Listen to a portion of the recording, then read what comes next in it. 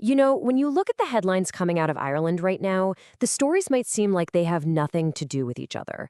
But if you take a step back and look a little closer, you start to see a pattern emerge, a real sense that the nation is grappling with some deep, deep instability.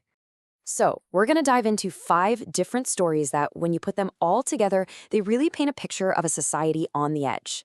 We'll kick things off with a major crisis of trust at a national institution, then we'll look at some direct challenges to the state's authority, see what happens when fear takes over a community, and wrap up with a fascinating story of a grassroots rebellion against the digital world.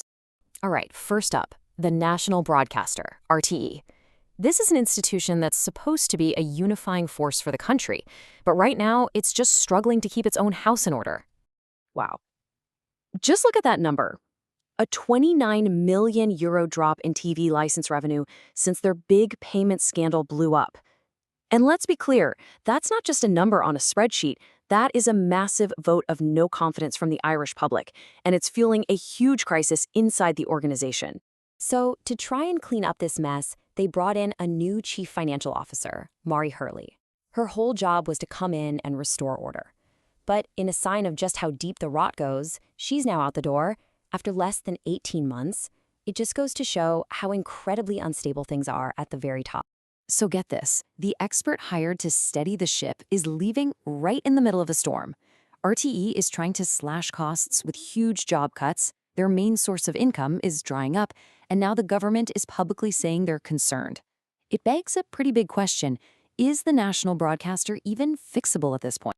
Okay, so while RTE is dealing with its own internal chaos, the Irish state itself is facing some very public challenges to its power. And this is playing out in 2 completely different courtroom dramas. It's really a tale of 2 extremes. On one side, you have the state's ultimate power, the use of deadly force, being put under a microscope in the inquest of George Nenshow. And on the other side, you have a citizen, the teacher Enoch Burke, in a complete and total rejection of the state's legal authority. Both cases are asking some really fundamental questions about the power balance between the state and the people. For the very first time, the public is hearing the detailed evidence of George Kenshaw's final moments. We've learned he was tasered twice before being shot and killed by armed Gardaí, that's Ireland's national police force, right in his own driveway. His family is absolutely adamant. They told officers he was struggling with his mental health, which puts the police's entire use of force policy right under the spotlight. At the same time, you've got this wild situation with Enoch Burke. His conflict with the courts has become this bizarre, repeating cycle.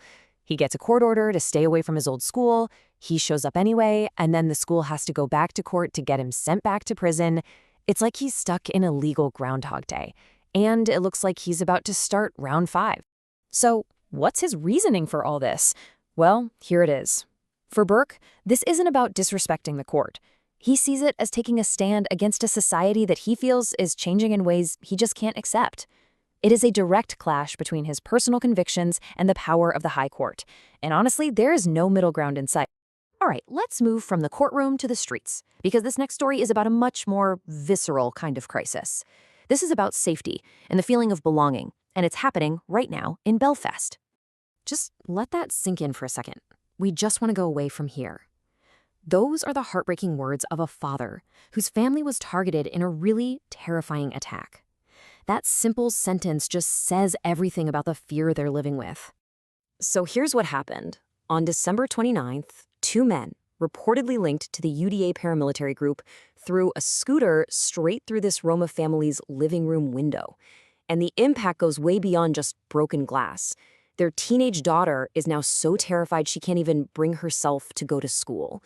This is pure intimidation, designed to rip a family right out of its community. And if there was any doubt about the motive, look at this. This was found as graffiti just around the corner from the attack. It's a stark, racist message that makes the reason behind this attack crystal clear. This wasn't random violence. It was a targeted act of hate, and a chilling reminder of the dark influence paramilitaries and racism still hold in parts of Northern Ireland. Okay, for our last story, the tables turn a bit.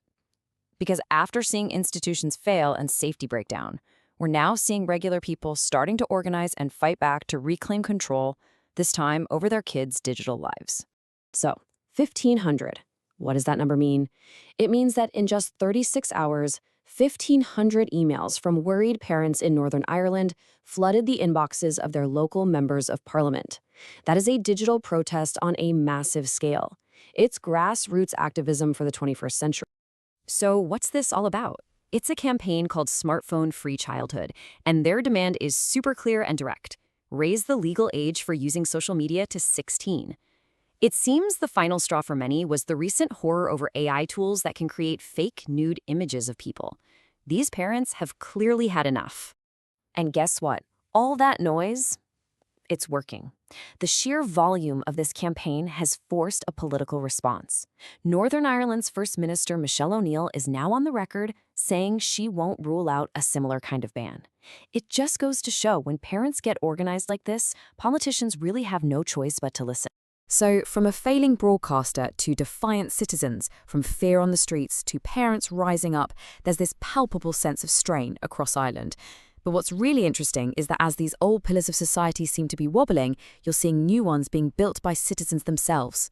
This parental uprising is such a powerful example of people deciding to take back control. And it leaves us with a really big question. Is this kind of direct action the new normal?